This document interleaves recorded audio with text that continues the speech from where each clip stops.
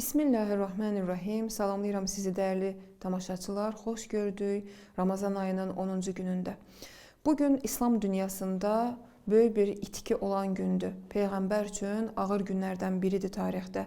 Ramazan ayının 10-unda məhz Həzrət Xədicə Kubra, Peyğəmbərin əziz xanımı və Həzrət xanım Fatimə Zəhranın əziz və mehriban anası Həzrət Xədicə dünyasını dəyişmişdi. Həzrət Xədicə İslam dünyasında böyük şəxsiyyətlərdən biri idi və onun Allah yanında, Allah qatında xüsusi bir məqamı var idi. Hətta Həzrət Cəbrail vasitəsilə Peyğəmbərə vəhy nazil olanda Allah Təbarək və Teala Həzrət Xədicəyə salam göndərirdi. Yəni o Allah yanında belə bir məqama sahib idi ki, Allah xüsusilə ona salam göndərirdi. Allahın Rəsulu bütün işlərində Həzrət Xədicə ilə məsləhətləşirdi. O, Həzrət Xədicə Peyğəmbər sallallahu aleyhi və səlləmin məhz müşaviri və məsləhətçisi hesab olunurdu. Hətta ona Peyğəmbərin vəziri ləqəbini də vermişdilər. O bütün işlərində, yəni Peyğəmbər bütün işlərində muavin kimi hesab olunurdu. Peyğəmbərin bütün işlərində muavin kimi hesab olunurdu. İstər maddi, istər mənəvi işlərində Peyğəmbər həmişə onunla məsləhətləşirdi. Sibt İbn Cuzi Təzkirətül Xəvas kitabında Hişam İbn Muhamməddən nəql edir. Belə bir qeyd vurğulayır ki, Allahın Rəsulu Həzrət Xədicəni çox sevirdi və bütün işlərində onunla məsləhətləşirdi. Yəni o, Peyğəmbərin düzgün və doğru vəziri hesab olunurdu, muavini hesab olunurdu.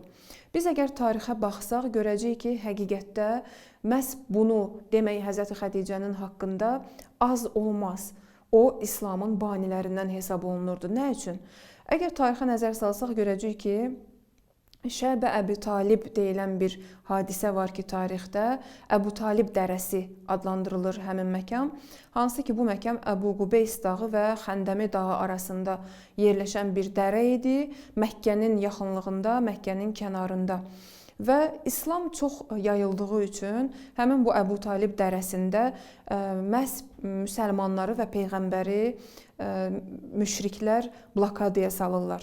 Yəni, məhz Məkkə əhalisi ilə müqavilə bağlanır ki, onlar heç vaxt Peyğəmbərlə və Peyğəmbərin tərəfdarları ilə heç bir ticarət əlaqəsinə girməyəcəklər, iqtisadi əlaqələrə girməyəcəklər və onlardan qız alıb verməyəcəklər.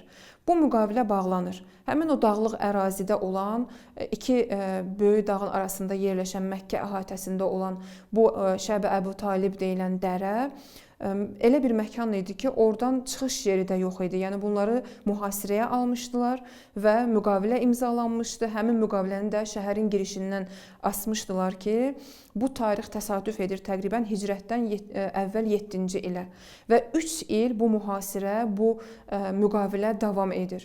3 ildən sonra Allahın əmri ilə, Allahın iradəsi ilə Allahın həşəratları, yəni muryani deyilən qarışqalar həmin o müqaviləni yeyirlər, dəri üzərində yazılan müqaviləni yeyirlər və orada yalnız və yalnız Allah kəlamı qalır.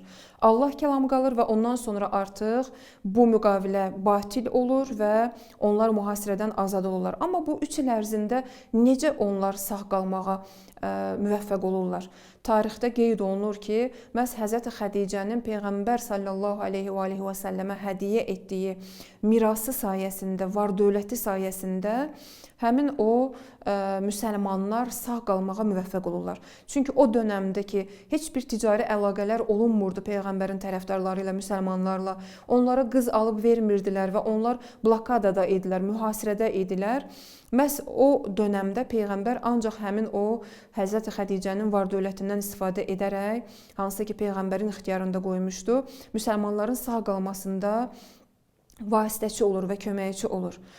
Bu üzdən də o bir növ İslamın, yəni inkişafına, müsəlmanların sağ qalmasına səbəbkar olur və onun var-dövləti sayəsində qeyd olunur ki, eyni zamanda da Həzrəti Əli əleyhissalamın qılıncı sayəsində İslam müvəffəqiyyəti əldə edir.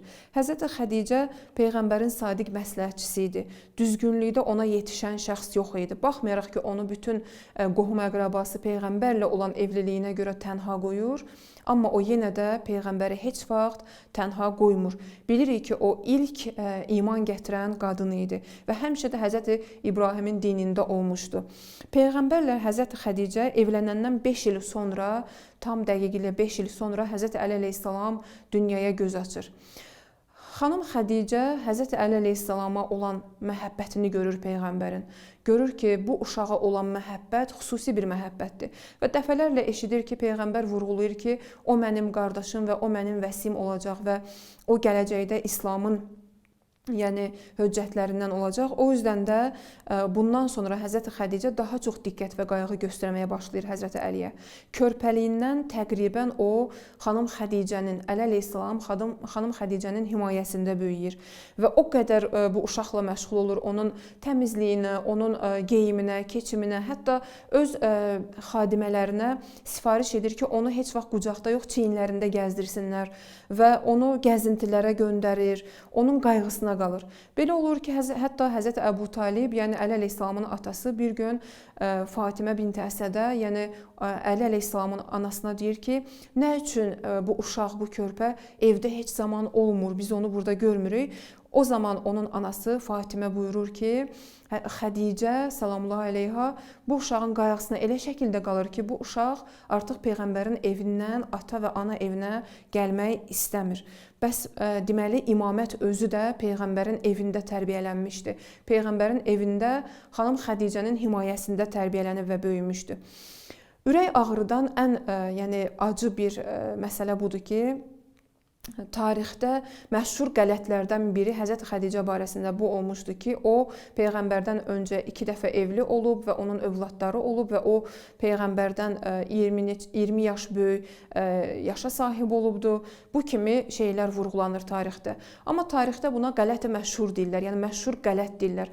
Halbuki biz Həzrəti Xədicənin barəsində həm əhl-i-sünnə mənbələrini, həm şiə mənbələrini araşdırdığımız zaman görürük ki, mötəbər mənbələrdə, mötəbər kitablarda, hədis və rəvayətlərdə qeyd olunur ki, xanım Xədicə sadəcə və sadəcə bir neçə yaş Peyğəmbərdən böyük idi onunla evlənərkən. Yəni, əgər Peyğəmbərin 25 yaşı var isə, xanım Xədicənin ya 27 ya 28 yaşı var idi təqribən. Və o, gənc bir qız idi Peyğəmbərlə evlənərkən, Peyğəmbərdən öncə də heç bir evliliyi olmamışdı. Bu yüzden də, tarixdə onun şəxsiyyətinin məqamını bilərək qaralamışdılar ki, onun məqamını, mərtəbəsini aşağı endirsinlər. Halbuki mənbələri araşdırdığımız zaman görürük ki, xanımın xüsusiyyətləri içində məhz onun haqqında bu qeyddə vurğulanıb və hətta hər iki mənbədə, hər iki məzhəbdə bu şəkildə qeyd olunmuşdur. Yeri var ki, bu məsələni də bugün təkrarən deyək ki, xanımın haqqında olan haqq öz yerini tapsın və onun şəxsiyyətini qaraladıqları bu qələt tarixdə öz yerini itirsin və həqiqətlərə versin sözsüz ki. Bugün mən deyərdim ki, daha çox yaxşı olar ki, xanımın adına mərasimlər təşkil olunsun, xanımın adına hansısa bir xeyir işlər görülsün. Çünki xanım xeyriyyətçi bir xanım idi və İslamın banilərindən idi. Öz var-dövləti sayəsində, öz himayəsi sayəsində Peyğəmbərin müvəffəqiyyətinə, İslamın müvəffəqiyyətinə çalışmışdı və ömrünü həsr eləmişdi məhz İslam üçün və Peyğəmbər üçün. Özünü Peyğəmbərin xidmətçisi hesab edirdi. Bu qədər yaxşılıqları olan bir xanım, bu qədər xeyir və bərəkəti olan bir xanım dünyadan köçərkən yenə də Peyğəmbərə sığınır, Peyğəmbərdən rica edir ki, onu dəfn edərkən onun köynəyini onunla bərabər qəbrə qoysun və ona büksün kəfən kimi. Ondan əlavə Peyğəmbərdən üzrxahlıq edir ki, ona yaxşı xidmət göstərməyib. Halbuki o bir ömür Peyğəmbərə xidmət etmişdi və İslama xidmət etmişdi. Həmişə Peyğəmbərə sadiq və vəfalı olmuşdu. Və hətta onu qeyd etdiyim kimi, əvvəldə də qeyd etdiyim kimi Peyğəmbərin vəziri və müşaviri adlandırırdılar. Peyğəmbər tarixdə qeyd olunur ki, heç bir işini xanım Xədicədən məsləhətsiz irəli aparmırdı. Xanım Xədicə Kubradan danışmaq üçün zaman yetməz, vaxt yetməz və həqiqətən də bizim həddimizdə deyil, amma bacardığımız həddə bu xanımın adını diri saxlamağa çalışmalıyıq və digər insanlara da onun haqqında olan həqiqətləri çatdırmalıyıq. Çünki o həm də ümmətin anası, möminlərin anasıdır. Ummul Müminin Həzrət Xədicə Kubranın vəfatı münasibətilə bir daha sizə və İmam Zamana başsağlığı diləyirəm. Gələn verişlərdə, gələn günlərdə görüşmək ümidi ilə inşallah ki, bizi də dualarınızda unutmayın və iftar süfrələrində bizim üçün də dua edin inşallah. Allaha əmanət olun, görüşmək ümidi ilə.